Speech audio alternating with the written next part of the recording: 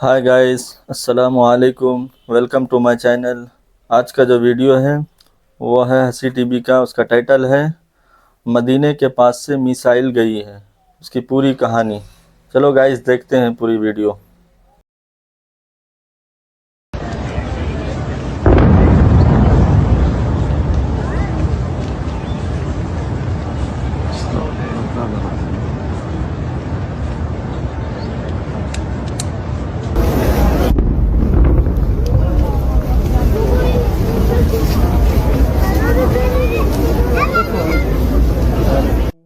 ग्यारह सितंबर 2025 5:43 यानी 5:45 AM पर मस्जिद नबवी के अंदर जब लोग सुबह फजर की नमाज के बाद वापस जा रहे थे, अचानक से एक जोरदार धमाके की आवाज सुनी गई और एक रोशन मिसाइल जैसी चीज को देखा गया जो कि बिल्कुल मस्जिद नबवी के करीब मौजूद थी।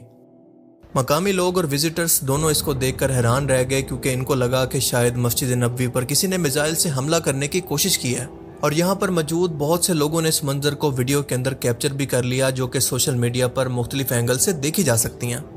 अब इन वीडियोस को देखकर शुरू में तो मुझे लगा कि शायद ये कोई एडिटेड या फिर AI जनरेटेड वीडियोस हैं, लेकिन जब न्यूज़ में इस बारे में सर्च किया तो पता चला कि ये इंसिडेंट रियल में हुआ है। पर सऊदी ऑफिशियल्स की तरफ से अभी तक, जब तक मैं ये वीडियो रिकॉर्ड कर रहा हूँ, कोई ऑफिशियल स्टेटमेंट सामने नहीं आया। सिर्फ इतना कहा गया है कि लोग सोशल मीडिया पर इस मामले पर तरह तरह की अफवाहों पर यकीन ना करें, बल्कि इस मामले के अंदर सऊदीया की ऑफिशियल स्टेटमेंट का इंतजार करें क्योंकि हम इन्वेस्टिगेशन कर रहे हैं कि असल मामला है क्या। पर जब इस वाक़े को न्यूज़ की तरफ से देखें तो एक बात तो कंफर्म हो जाती है कि वीडियो के अंदर देखा जा सकता है कि एक बहुत बड़े ब्राइट ऑब्जेक्ट जो कि असल में एक मिसाइल था, सऊदी एयर डिफेंस सिस्टम की तरफ से इंटरसेप्ट करके गिराया जाता है। और ये जो जोरदार आवाज़ सुनी गई थी वो दरअसल इसी के धमाके की थी। पर अच्छी बात यह है कि इस दौरान कोई माली और जानी नुकसान कोई नहीं हुआ। अब मैं आपको समझाता हूँ कि ये तमाम मामला दरअसल हुआ क्या है।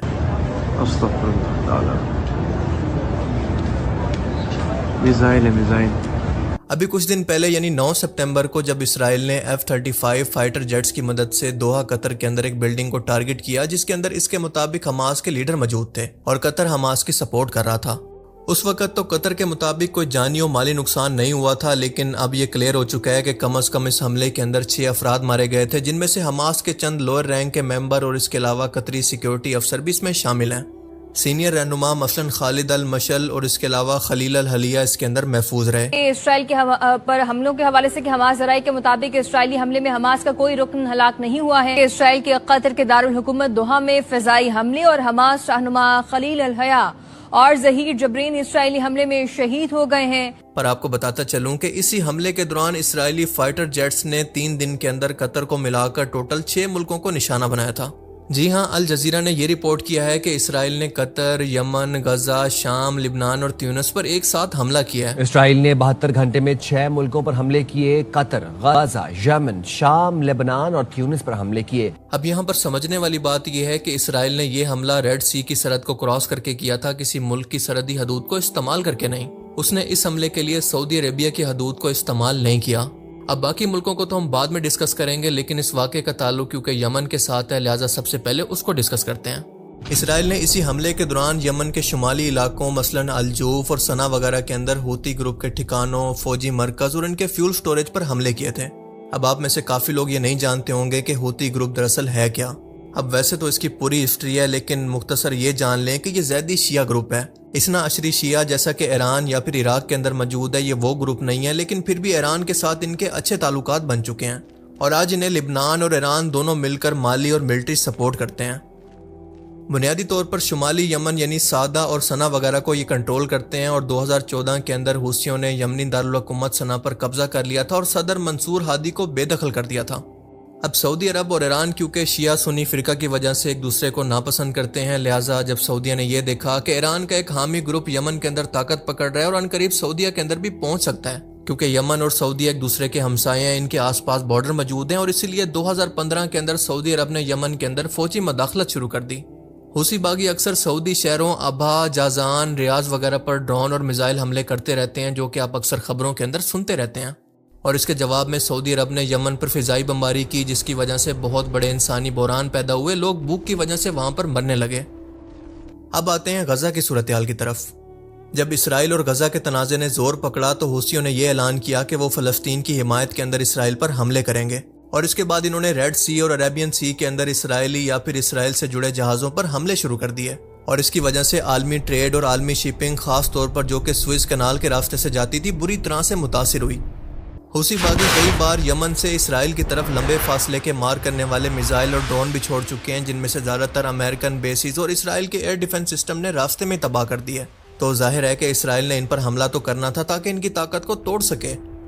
پر یمن کے لیے مسئلہ یہ ہے کہ ہر بار جب بھی وہ اسرائیل پر حملہ کرنے کی کوشش کرتا ہے تو ریڈ سی کے اندر موجود امریکن اور برطانیہ کی نیول شپ، ان کے فائٹر جیٹ اور اسرائیلی ایئر ڈیفنس سسٹم کڑی سیکیورٹی کی وجہ سے ان کو گرا دیتا ہے۔ خبروں کے مطابق عین ممکن ہے کہ اس بار حوثیوں نے یہ میزائل اٹیک راستہ بدل کر ریڈ سی کے راستے کرنے کی بجائے سعودی عرب کی حدود کو استعمال کرتے ہوئے کرنے کی کوشش کی ہو، لیکن سعودی عرب کی ایئر فورس اور امریکی ایئر بیس نے ان میزائل ڈرونز کو اپنی حدود کے اندر ہی روکنے کی کوشش کی ہو، اور اسی کی وجہ سے ہمیں یہ ویڈیو دیکھنے کو ملی۔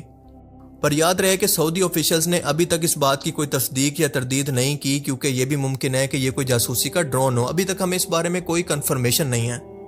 اب دیکھیں، میں اس معاملے پر صرف سعودی عربیہ کو بلیم نہیں کر سکتا، کیونکہ آپ جانتے ہیں کہ اسرائیل کے معاملے پر پوری امت بے حسی کا مظاہرہ کر رہی ہے، نہ کہ صرف سعودی عربیہ۔ اور دوسری بات یہ ہے کہ سعودی عربیہ پہلے ہی یمن کی جنگ سے تھک چکا ہے، اب وہ مزید نہیں چاہتا کہ اسرائیل اور حوثیوں کی لڑائی کے اندر اس کو بھی گھسیٹا جائے، کیونکہ اگر وہ ایسا کرتا ہے اور حوثیوں کو اپنی فضائی حدود استعمال کرنے دیتا ہے تو اسرائیل اس کو بھی اپنا دشمن سمجھ کر اس جنگ کے اندر گھسیٹ سکتا ہے، اور پوری مسلم دنیا نے کچھ بھی نہیں کرنا سوائے مذمت کے، جو کہ قطر کے معاملے پر بھی کیا۔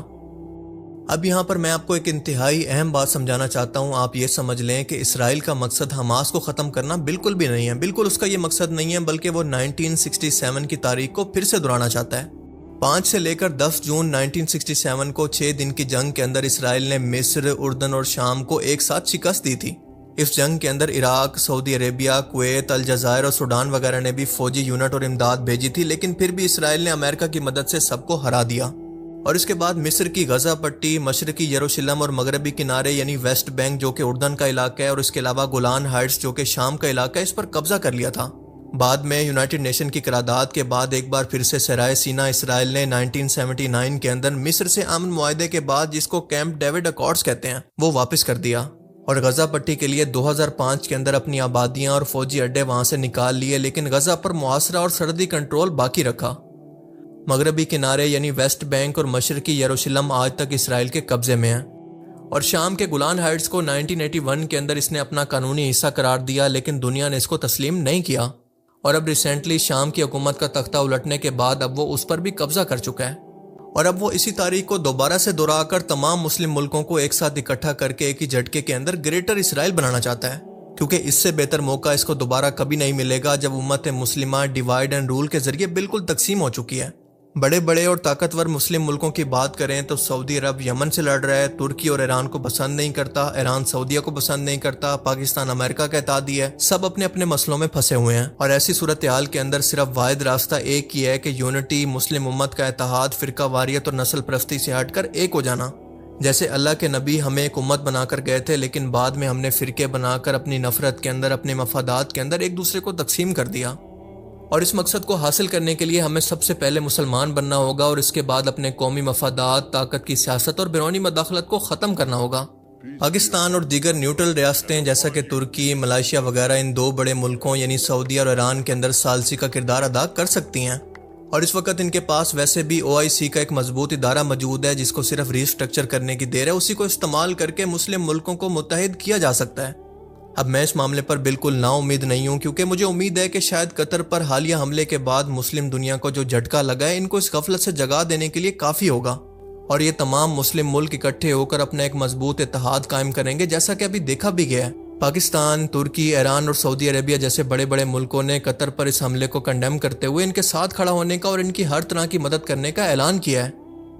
اور دوسری بات یہ ہے کہ یہ 1967 نہیں ہے بلکہ 2025 ہے، جب پاکستان ایک نیوکلیر اسٹیٹ ہے، اور اس کے علاوہ دنیا کے بڑے بڑے مسلم ملک اپنے آپ کو اتنا مضبوط کر چکے ہیں کہ اسرائیل کو صفحہ ہستی سے مٹا سکتے ہیں، جس کا ایک ڈیمو آپ نے ایران اور اسرائیل کی حالیہ جنگ کے بعد دیکھ بھی لیا ہے،